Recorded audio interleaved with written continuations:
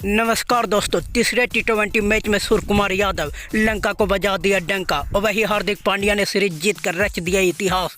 तो क्या है पूरी खबर, आपको सब कुछ बतावेंगे इस वीडियो में। इसके पहले आप भी सूर्य कुमार यादव का दुनिया का खतरनाक खिलाड़ी मानते हैं तो इस वीडियो को लाइक जरूर कीजिएगा। दोस्तों, हार्दिक पांड्या टॉस जीतकर पहले बल्लेबाजी करने का निर्णय लेते हैं। भारत की ओर से ओपनिंग करने आते हैं ईशान किशन और शुभम गिल, लेकिन भारतीय टीम का शुरुआत अच्छा नहीं रहता है और ईशान किशन सिर्फ एक रन बनाकर आउट हो जाते हैं। शुभम गिल के बल्ले से भी रन नहीं निकल रहा था और भारतीय टीम पूरी तरह से दबाव में आ गया था।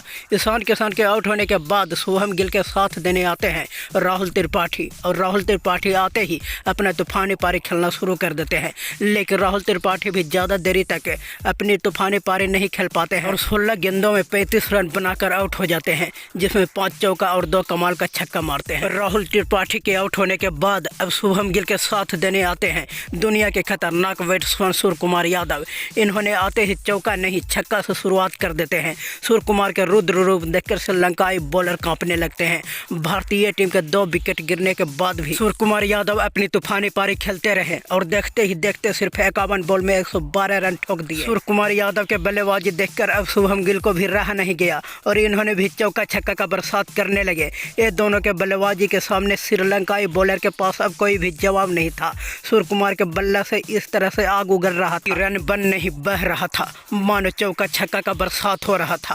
अब श्रीलंकाई टीम की समस्या बढ़ते जा रही थी क्योंकि श्रीलंकाई बॉलर को विकेट मिल नहीं रहा था और दूसरी ओर से रनों का बरसात हो रहा था। श्रीलंकाई टीम की ओर से 15वें ओवर लेकर आते हैं हसरंगा और शुभम गिल के विकेट लेकर श्रीलंकाई टीम को कुछ राहत दिलाते हैं। शुभम गिल अपनी तूफानी पारी खेलते हुए 36 गेंदों में 46 रन बनाते हैं, जिसमें 2 चौका और 3 कमाल का छक्का मारते हैं। लेकिन शुभम गिल अपना विकेट खोने के पहले भारतीय टीम को एक बहुत बड़ा लक्ष्य तक पहुंचा देते हैं। इस समय भारत का स्कोर 14.4 ओवर में सिर्फ 3 विकेट पर 163 रन बन जाता है। शुभम गिल के आउट होने के बाद अब सूर्य कुमार यादव के साथ देने आते हैं कप्तान हार्दिक पांड्या, लेकिन हार्दिक पांड्या ज़्यादा देरी तक साथ नहीं दे पाते हैं और सिर्फ 4 रन बनाकर आउट हो जाते हैं। हार्दिक पांड्या को आउट होने के बाद अब सूर्य कुमार यादव का साथ देने आते हैं दीपक हुड्डा, लेकिन ये भी कुछ करने के पहले ही अपना विकेट खो देते हैं। दीपक हुड्डा भी एक चौका मारकर आउट हो जाते हैं।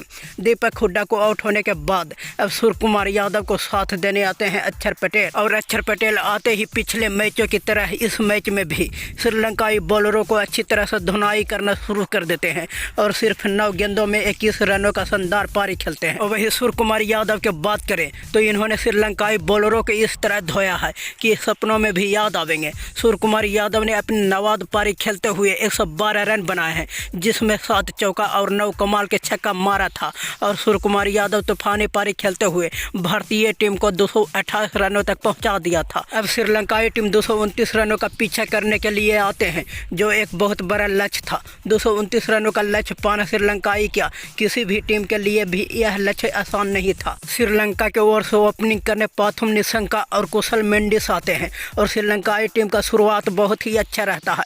4 ओवर में लगभग 40 रन बिना विकेट गिराए बना लेते हैं। ये दोनों को देखकर ऐसा लग रहा था कि आज आउट होगा ही नहीं। साथ ही साथ रन गति भी बहुत तेजी से बढ़ रहा था।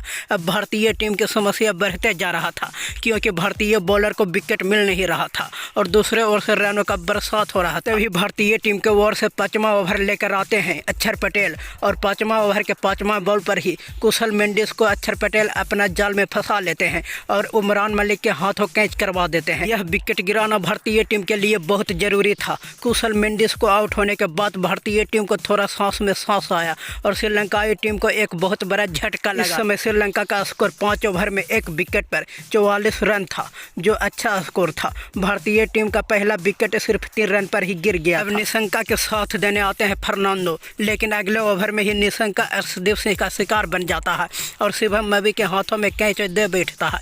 इस प्रकार से श्रीलंकाई टीम का दोनों ओपनर सिर्फ 44 रनों पर आउट हो जाता है, जिसके कारण श्रीलंकाई टीम अब उभर नहीं पाते हैं और एक के बाद एक विकेट गिरते चला जाता है। श्रीलंकाई टीम से ज़्यादा रन बनाने वाला कुशल मेंडिस और दूषण शंका था, जो 23 रन बनाया था। वही भारतीय टीम का बॉलर बेहतरीन बॉलिंग करते हुए अर्शदीप सिंह ने 20 रन देकर 3 विकेट झटका और वही हार्दिक पांड्या, उमरान मलिक और चहल 2-2 विकेट लिए और अक्षर पटेल भी एक महत्वपूर्ण विकेट लेकर श्रीलंकाई टीम को सिर्फ 137 रनों पर आउट ऑल आउट कर दिया और भारतीय टीम इस मैच को 91 रन से जीत हासिल कर लिया। दोस्तों, भारतीय टीम के इस तरह से परफॉर्मेंस देखकर ऐसा लग रहा है कि T20 के बाद अब वनडे सीरीज में भी भारतीय टीम बहुत शानदार तरीक़ा से जीत हासिल करेगा। ऐसे में आपको क्या लगता है, भारतीय टीम वनडे सीरीज जीतेगा या नहीं? आप कमेंट करके ज़रूर बताइएगा।